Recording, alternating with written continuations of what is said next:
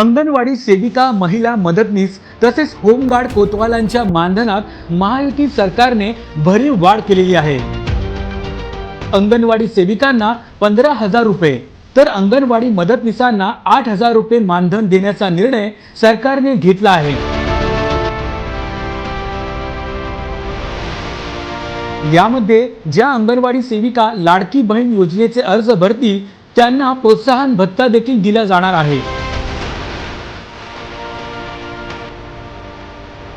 याकरिता राज्यभर विशेष 4,860 शिक्षकांच्या पदांची निर्मितीही केली जाणार आहे।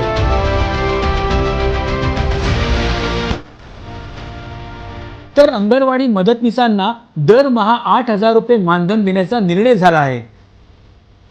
कोतवालांच्या मानधनात वाढ करून त्यांच्याकरिता कल्याणकारी योजना देखील सुरू करण्याचा निर्णय महायुती सरकारने घेतला आहे।